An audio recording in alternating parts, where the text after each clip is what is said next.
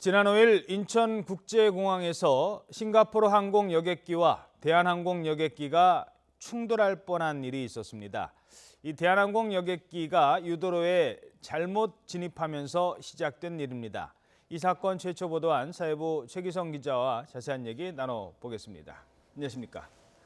자, 일단 그날 인천국제공항에서 어떤 일이 있었는지 다시 한번 정리를 해주시죠. 예, 지난 5일 오후 5시 50분부터 6시 사이에 벌어진 일인데요. 미국 샌프란시스코로 향하던 싱가포르 항공 여객기와 러시아 상트페테르부르크로 향하던 대한항공 여객기가 비슷한 시간에 이륙을 계획하면서 이제 벌어진 일입니다.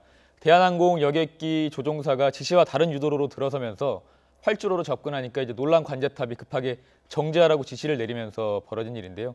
그래픽을 한번 보시면서 자세히 보도록 하겠습니다. 보시는 것처럼 각각 승객 180여 명씩 탑승하고 있었고 이 여러 명의 승객이 있었던 만큼 대형 인명사고가 사실 우려되던 지점입니다. 이 싱가포르 항공 여객기는 시속 100km로 빠른 속도였기 때문에 급정거할 때 타이어 12개 가운데 6개의 바람이 빠질 정도였습니다. 그리고 싱가포르 항공 승객들은 19시간이 지나서야 샌프란시스코로 떠나는 등 불편을 겪었습니다.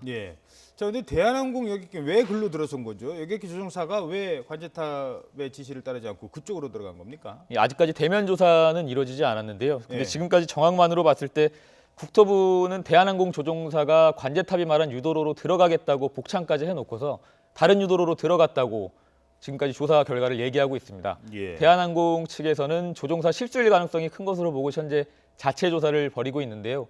한 활주로에 여객기가 2대 진입하게 되면 이 굉장히 큰 사고로 이어질 가능성이 사실 높은 일입니다. 실제로 지난 1977년 스페인 테네리페에서는 2대의 여객기가 이륙하기 위해 각각 반대 방향에서 달려오다가 정면으로 충돌해서 승객 580여 명이 숨지기도 했는데요. 이것은 지금까지 항공 역사상 가장 최악의 인명사고로 꼽히고 있습니다. 자, 그런데 항공기 조종사만 잘못한 게 아니라 관제탑도 잘못 들었을 때 바로 알아챈 게 아니라고요? 네, 처음에 관제탑이 사실은 신속하게 조치를 했다고 저희에게 얘기를 했었는데 추가 취재를 해보니까 애초 국토부가 얘기한 대로 신속한 지시는 이루어진 게 아니고요. 20초 정도 시간이 흐를 동안 국토부 관제탑도 모르고 있었던 것으로 나타났습니다. 20초요? 예, 20초라는 시간인데요. 실제로 유도로로 잘못 진입해서 활주로의 진입 정지선을 10m 정도 넘을 때까지 모르고 있었던 건데요. 이 그래픽에서 보시는 것처럼 유도로의 총 길이가 140m가 되는데 이 유도로에서 정해놓은 정지선을 10m 초과할 때까지도 관제탑에서는 모르고 있었던 겁니다. 그래서 이 몇 초만 더 흘렀다면 유도로를 넘어서 활주로로 들어갈 수도 있었던 상황입니다. 국토부는 현재 저희에게 시속이 느린 유도로와 유도로에서는 실제로 시속 한 20-30km로 달리기 때문에 시속이 느리다고 얘기를 하고 있지만 이 활주로에서 달리는 시속 100km의 20초는 또 다르다는 입장이거든요. 그래서 국토부의 입장을 한번 들어보겠습니다. 항공기 속도가 20km 정도밖에 안 되거든. 택시를 하는 항공기에 대해서 20km 속도가 그렇게 길지 않는 시간이 다르냐. 하지만 국토부 조사관과 제가 직접 통화했을 때 국토부 조사관이 제게 유도로 오진입은 흔치 않은 일이라고 얘기를 했습니다. 그런데 유도로 오진입을 하고서 정지선을 넘어갈 때까지 몰랐다는 것은 사실 앞뒤가 맞지 않는 얘기라고 볼 수 있는데요.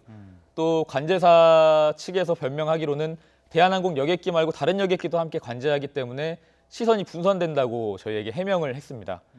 그리고 전문가들 입장은 좀 다른데요. 제가 이제 전직 기장이나 조종사들 얘기를 좀 들어봤는데 이 속도가 느리더라도 몇 초 사이에 활주로로 들어가서 승객들의 생사가 갈릴 수도 있다고 지적을 하고 있습니다. 이 이강윤 전 대통령 전용기 조종사 얘기 한번 들어보겠습니다. 활주로로 진입하는 택시웨이거든요. 저희는. 거기서는 1m만 오버를 해도 그건 사고가 그러니까 날개 끝에 부딪히면 양쪽 계기 다 가는 거예요. 따라서 이번에 관제탑이 놓친 20초가 어떤 의미인지를 좀 분명하게 따져봐야 할 것으로 보입니다. 엉뚱한 길로 들어선 뒤 20초잖아요. 이 눈 감고 20초 운전하는 것보다도 더 위험할 수 있습니다. 그렇습니다. 저는 잘 모르겠습니다만. 자, 오전 10시부터 잠시 뒤인 오전 10시부터 국토교통부가 조사에 들어간다는데 어떤 점을 조사를 할까요? 사실상 오늘이 첫 대면 조사라고 할 수 있습니다. 기장과 부기장은 어저께 귀국을 했지만 야간 비행을 해서 이제 피로가 누적된 상황이라서 오늘 조사를 벌이게 되는데요. 김포공항 항공철도조사위원회 사무실에서 오전 10시에 조사가 이루어지게 됩니다. 이제 얼마 뒤에 조사가 이루어지는데 쟁점은 크게 두 가지 정도로 볼 수가 있는데요. 당일 외에 항공사가 복창을 하고서도 다른 유도로로 갔는지와 그리고 관제탑이 당시에 구체적으로 어떤 관제를 어떻게 내렸는지 정도가 쟁점으로 될 것으로 보이고요. 그리고 국토부가 이후에 이제 개별적으로 관제 당시 녹음 파일을 좀 분석을 하고 레이더 추적 기록을 뒤져서 이제 2, 3주 정도가 지나면 최종 결과가 나올 걸로 보입니다. 이 조사가 끝나면 만약에 이번 사건이 항공 운항 장애로 결론이 나면 해당 기장은 30일 운항 정지 같은 경고성 조치가 이루어지게 되고요.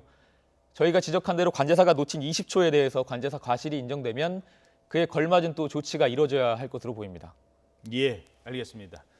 지금까지 최기성 기자였습니다. 수고하셨습니다.